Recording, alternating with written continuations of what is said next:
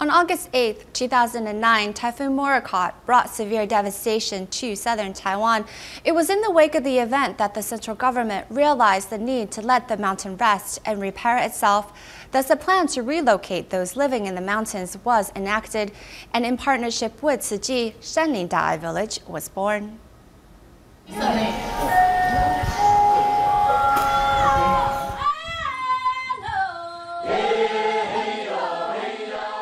On August 8, 2009, Typhoon Morakot landed and destroyed Namasha of Kaohsiung.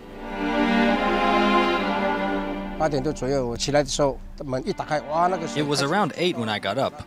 I opened the door and wow, the water had reached the door. I saw my house get washed away by floodwaters. It broke my heart.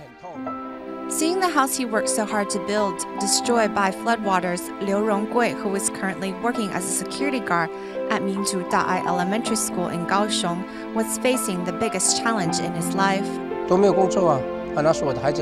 I was without a job, and my children were still in school. I just about went crazy then. After his home and farmland were destroyed, Liu Ronggui, like many indigenous people who relocated off the mountains, could not keep a steady job.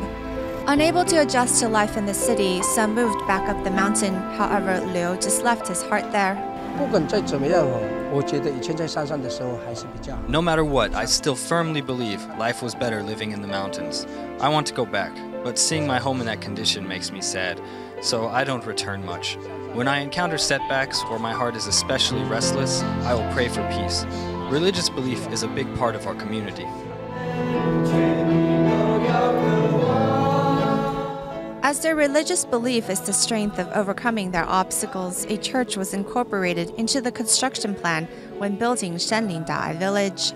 Their church was buried by debris, so when we built one in Shanlin Da Ai Village, it's not only in memory of the building, but also a symbolic gesture of our respect for their religious belief.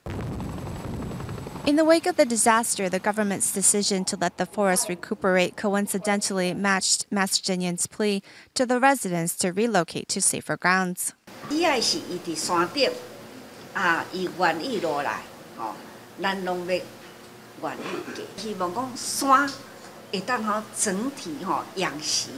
initial relocation program focused on the indigenous tribes in Ngani and Namasha.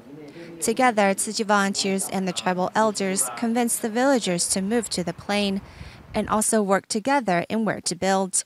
We first thought Liu Gui, but then we didn't want it sitting so close to a mountain, so that was out.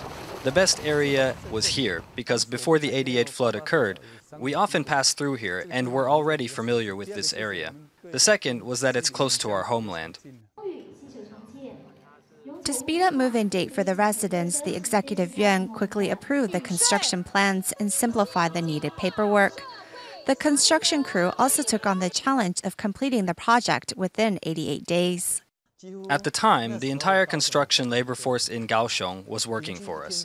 On average, we provided 400 lunches each day for the construction crew, with some days as high as 1,000. While workers put in overtime, Tzu Chi volunteers and even the residents came to offer their manpower to speed up the project. We would gather on either Saturday or Sunday to volunteer. We helped with the interlocking bricks at the church. In the wake of Typhoon Morakot, everyone was still in mourning, but we were still very glad to contribute our share. Thanks to the hard work of the volunteers, government officials, and local residents, the project was miraculously completed in 88 days. The Shanlin Da Ai Village complies with the green building standards. It is not only wind-resistant, but also quake-resistant as well. Currently, 1,002 families live there, and there are 6 churches within the village. This village, with ease of access to daily necessities, is very much up to the international standards. Not only is there a plaza square shopping center, but also an elementary school to pass on the indigenous culture.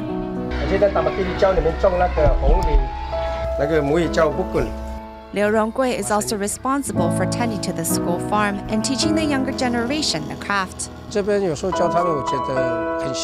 I'm quite excited to teach the children about this. If, as elders, we don't pass this on to the next generation, they will have forgotten this culture.